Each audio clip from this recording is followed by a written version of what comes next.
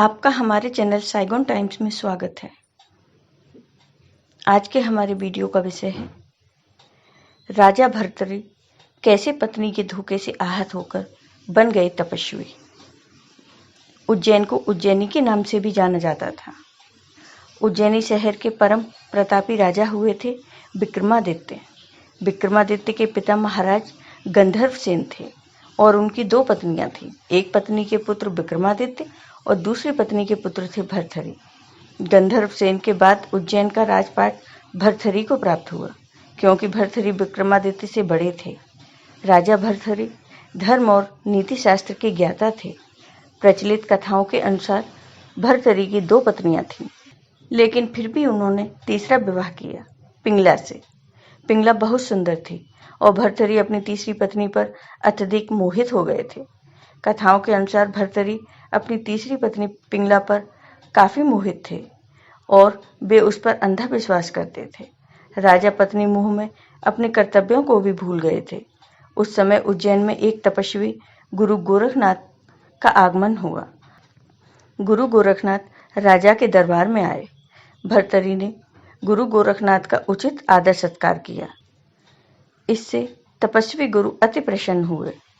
प्रसन्न होकर गुरु गोरखनाथ ने राजा को एक फल दिया और कहा, ये खाने से वो सदैव जवान बने रहेंगे, कभी बुढ़ापा नहीं आएगा, सदैव सुंदरता बनी रहेगी। यह चमत्कारी फल देकर गुरु गोरखनाथ वहां से चले गए। राजा ने फल लेकर सोचा, उन्हें जवानी और सुंदरता की क्या आवश्यकता है। चूंकि राजा अपनी तीसरी पत्नी पर अत्यधिक मोहित थे, अतः उन्होंने सोचा कि अगर यह फल पिंगला खा लेगी तो वह सदैव सुंदर और जवान बनी रहेगी। यह सोचकर राजा ने पिंगला को वह फल दे दिया। रानी पिंगला भर्तृहरि पर नहीं बल्कि उसके राज्य के कोतवाल पर मोहित थी। यह बात राजा नहीं जानते थे। जब राजा ने वह चमत्कारी फल रानी को दिया तो रानी ने सोचा कि यह फल अगर कोतवाल खाएगा तो वह लंबे समय तक उसकी इच्छाओं की पूर्ति कर सकेगा। रानी ने यह सोचकर चमत्कारी फल कोतवाल को दे दिया, लेकिन वह कोतवाल भी रानी से नहीं बल्कि एक वेश्या से प्रेम करता था और उसने चमत्कारी फल उसे दे दिया ताकि वेश्या सदैव जवान और सुंदर बनी रहे। वेश्या ने फल पाकर सोचा कि यदि वह जवान और सुंदर बनी रहेगी तो उसे यह गंदा काम हमेशा करना पड़ेगा।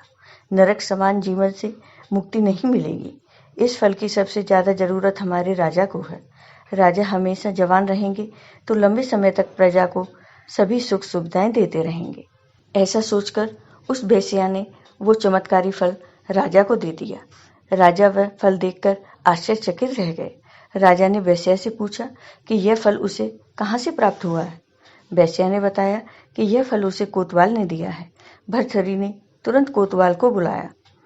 शक्ति से पूछने पर कोतवाल ने बताया कि यह फल उसे रानी पिंगला ने दिया है।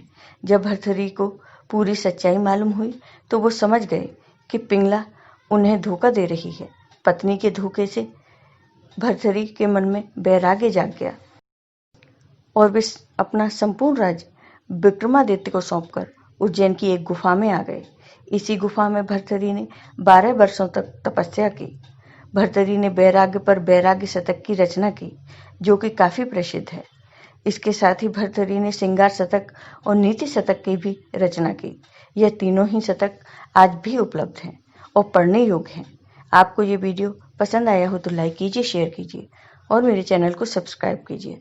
साथ ही बेल आइकॉन पर क्लिक जरूर कीजिए, जिससे हमारे वीडियो के नोटिफिकेशन आपको मिलते रहें। धन्यवाद।